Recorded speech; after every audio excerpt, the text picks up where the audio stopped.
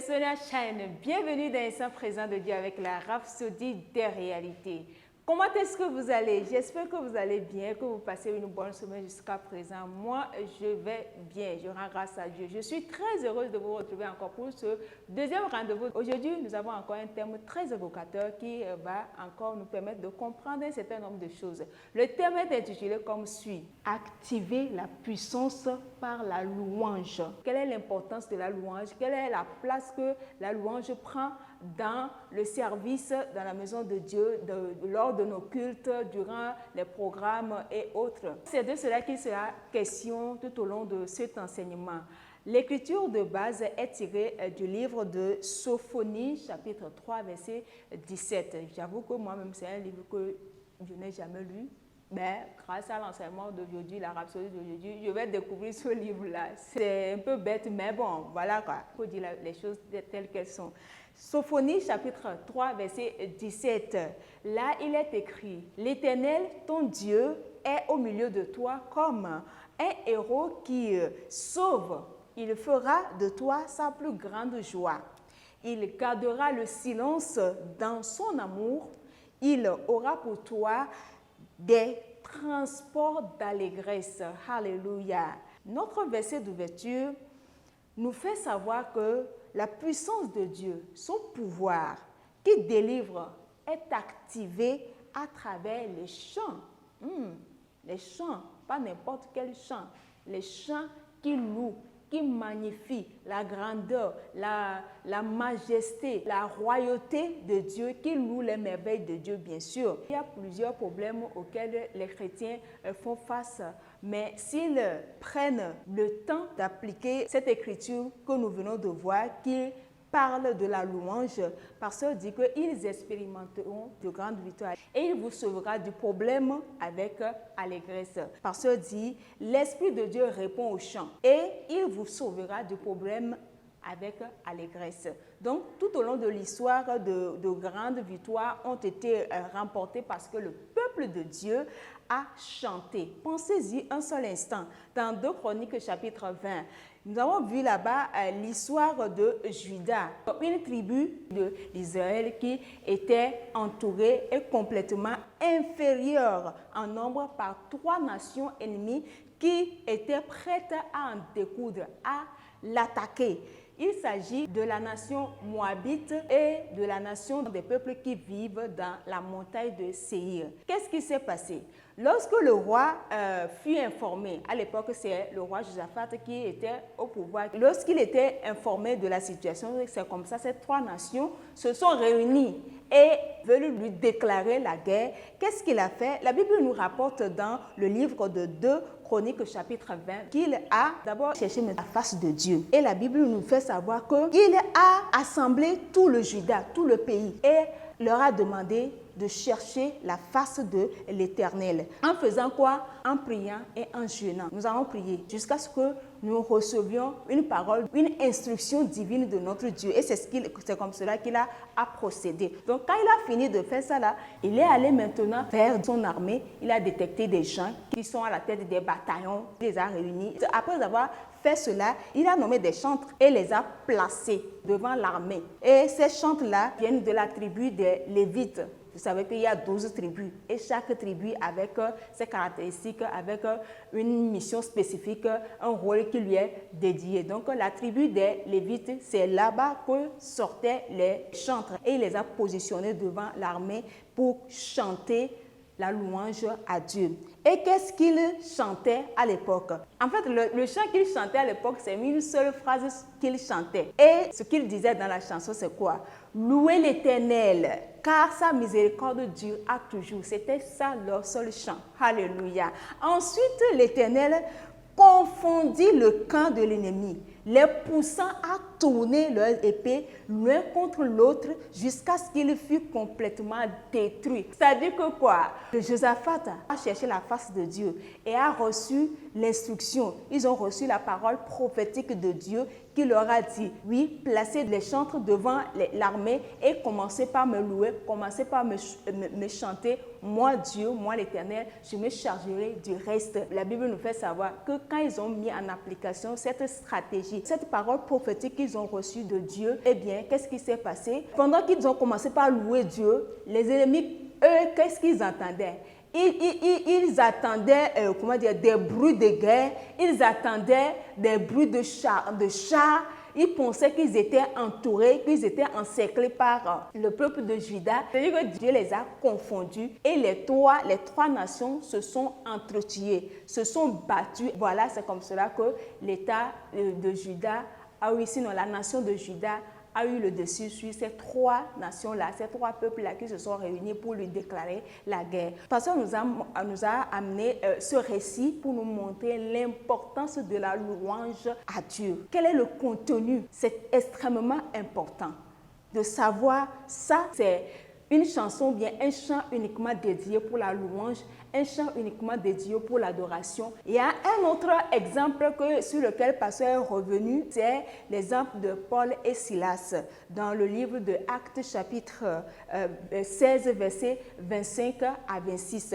La Bible nous fait savoir que Paul et Silas étaient faussement accusés et incarcérés. Et vers le milieu de la nuit, Paul et Silas priaient et chantaient les louanges de Dieu et les prisonniers les entendaient. Ce qui est intéressant dans l'histoire, pendant qu'ils ont commencé par prier, louer, chanter Dieu, tout à coup, il se fit un grand tremblement de terre, en sorte que les fondements de la prison furent tremblés, ébranlés. Au même instant, toutes les portes s'ouvrirent et les liens de tous les prisonniers furent rompus. Alléluia! Vous voyez, c'est vraiment intéressant, c'est vraiment beau. La Bible nous fait savoir que Dieu siège au milieu de la louange de ses peuples. Donc c'est extrêmement important.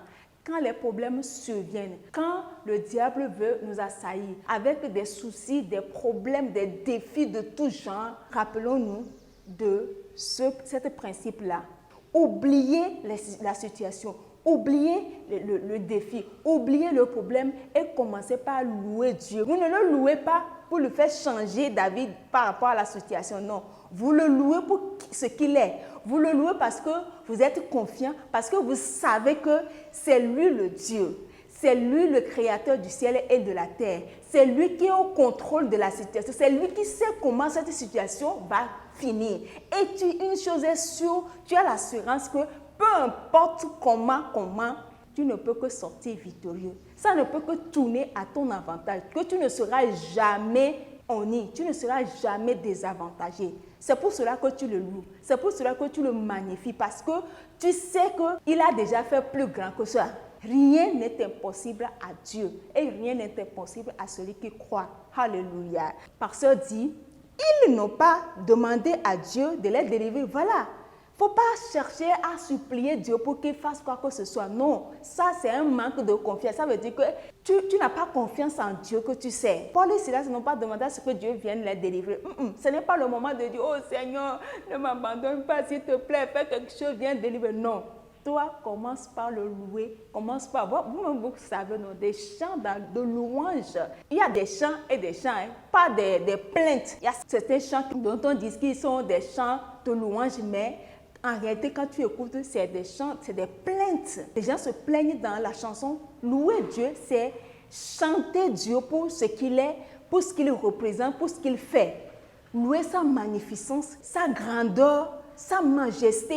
C'est ça qui émeut Dieu sur son trône. Et il se lève et il agit. Alléluia. Paul et Silas ont compris et ils ont seulement chanté les louanges de l'Éternel, type pasteur.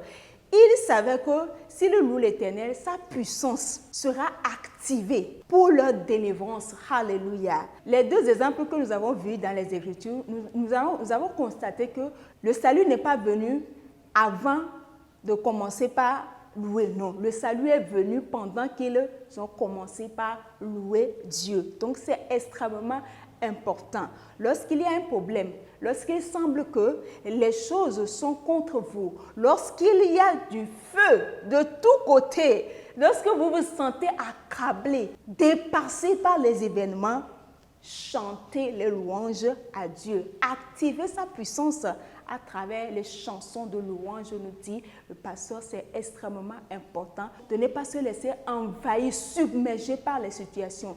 En toutes circonstances, il faut rester zen. Il faut rester serein, sereine. Il faut rester positif. Il faut rester dans l'attitude de foi. Il ne faut pas donner l'impression au diable ou bien à l'ennemi qu'il est en train de te gagner ou bien qu'il peut avoir le dessus sur toi. Non, montre-lui l'attitude de j'ai un Dieu qui est au contrôle, j'ai un Dieu qui sait tout, j'ai un Dieu qui m'aime et qui veut le meilleur pour moi, j'ai un Dieu qui ne m'abandonnera, qui ne me laissera jamais parce que lui-même, il me l'a promis. Alléluia. Donc voilà, c'est ce qui met fin à l'enseignement d'aujourd'hui. Nous allons prendre la prière, je dis et vous répétez après moi, s'il vous plaît. Cher Père, c'est à toi qu'appartiennent toute grandeur et toute force. Tout ce qui se trouve dans le ciel et sur la terre est à toi. Tu es élevé au-dessus de tout. Je t'aime, Seigneur, et je te remercie, car tu es plein de grâce, juste et vrai. Amen. Voilà pour une étude approfondie à l'enseignement du jour.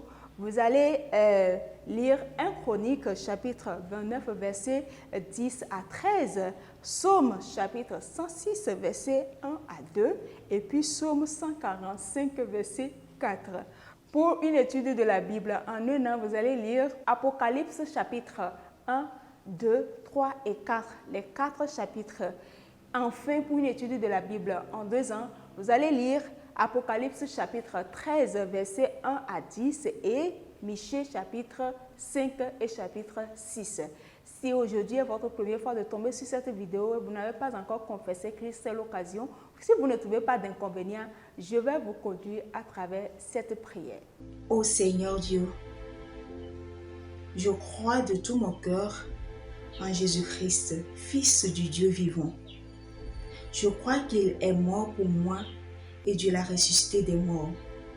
Je crois qu'il est vivant aujourd'hui. Je confesse de ma bouche que Jésus-Christ est le Seigneur de ma vie. À partir d'aujourd'hui, par lui et en son nom, j'ai la vie éternelle. Je suis né de nouveau. Merci Seigneur d'avoir sauvé mon âme.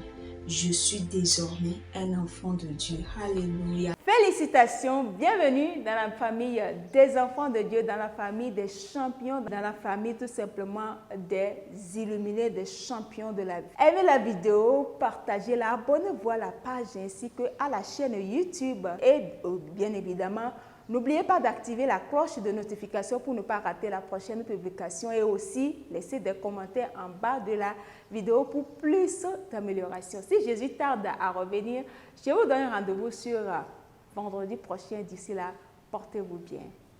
Au revoir.